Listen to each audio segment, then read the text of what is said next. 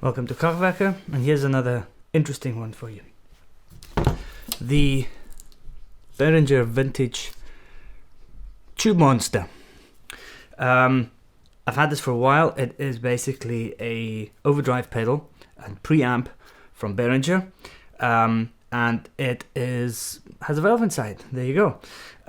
It's really nice out the box. It's, again, I think it's like £50 or something. I got it on Amazon, and I wanted to get, if anybody's seen any of the previous videos, I wanted to get some sort of tubiness into the signal. So I use this as my main drive pedal. I don't use it as a drive pedal as such. I put it on about 4, and then I use drive pedals in front of it, so to drive this pedal, and this thing goes into a cleaner preamp into the amp.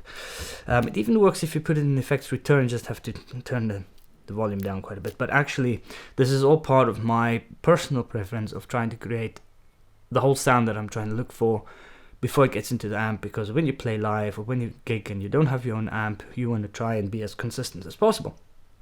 Excuse me. So I bought this thing, tested it out, worked out perfectly. But the real reason I want to talk about this thing today is because it looks like there's a huge missed opportunity. Firstly, a really nice tube amp. I don't think this is anywhere near out the box as good as the Black Star, for example, especially the new one with the dual channel. But it is really good. And if you read any of the review, you'll notice that most people that buy this swap the tubes out. Not that the tube is bad, but that they're inconsistent, as most Behringer products are. They come with the Behringer tubes, preamp tubes, and it is, let me just check for you, no, this is the JJ, hold on, I should have done this before, shouldn't I? This is the original, so this is the one that came with it. This is the Behringer 12AX7, and it was fine, it sounded fine, but I read a few suggestions saying to put in a 12YX7, which is the ECC82, this one here. So I bought this one here from JJ. This was £15, absolutely perfect. That's the one that's in now, so if we do a sound sample, that's the one you're going to hear. I also bought a JJ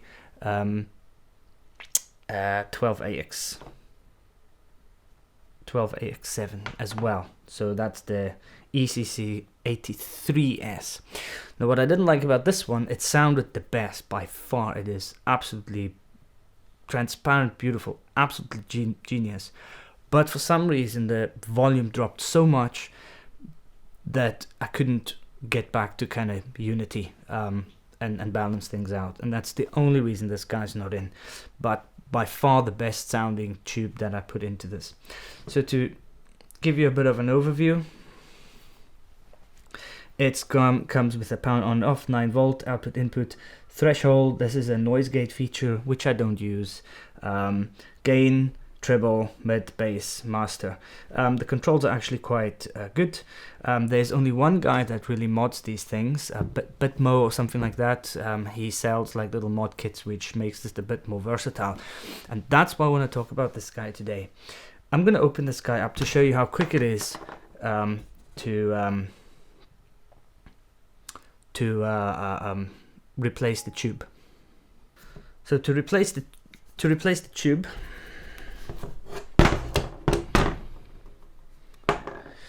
we're just gonna open this boy up quickly.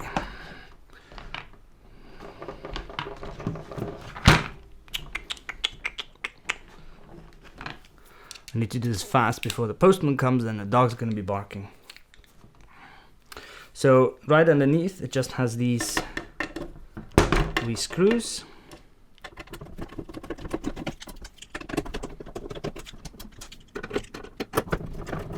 There are, 6 of them. Annoying, isn't it? But I want to show you how quick this is, because you can then obviously see in the timeline things go pretty fast. Sorry, should have put the other camera on the mount. Now when I open the guts, there's the tube. That's all that's in it. And you just pull this thing back and pop the guy out. So for demo purposes, I'm just going to use this one, which is the JJ12AX-AY, whatever. And quickly, while we're in the guts of this, I quickly wanted to show you the following. Look how much space there is. Look how nice and neat everything is to one side. I don't know why there isn't a fucking huge Behringer Tube Monster modding community out there. Is it because nobody buys them because it's Behringer? I don't know, but this seems to me like a fucking opportunity and a half. So, and it would be interesting what people come up with, because I can see space for 2 tubes, I can see space for adding a little biasing section, you name it. So, I'm gonna close this guy up quickly, and then we can hear some sound samples.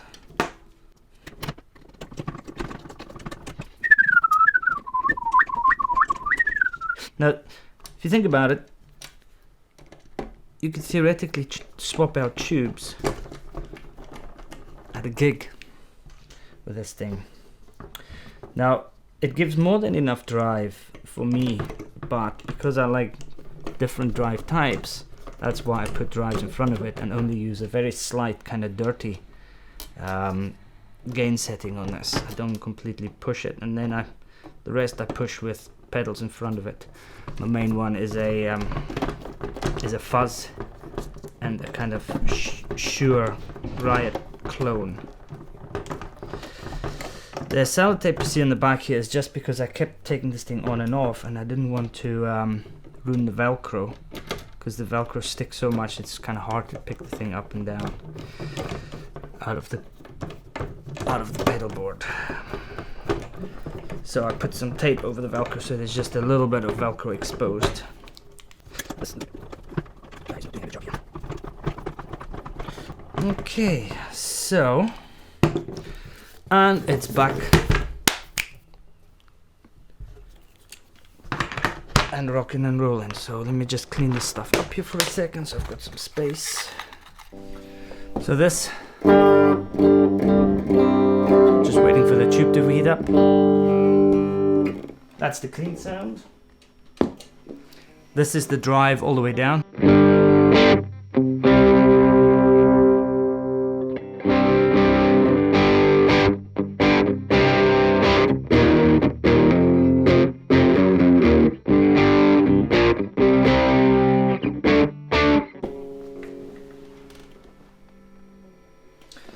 This is where I kind of keep it.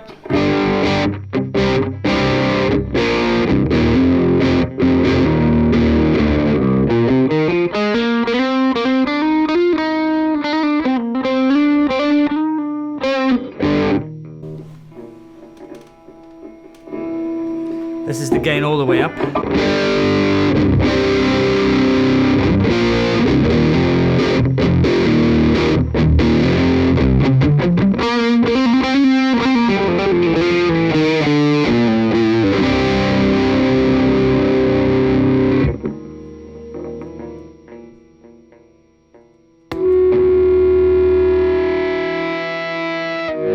This is with the fuzz pedal in front of it and back to about kind of just under half gain.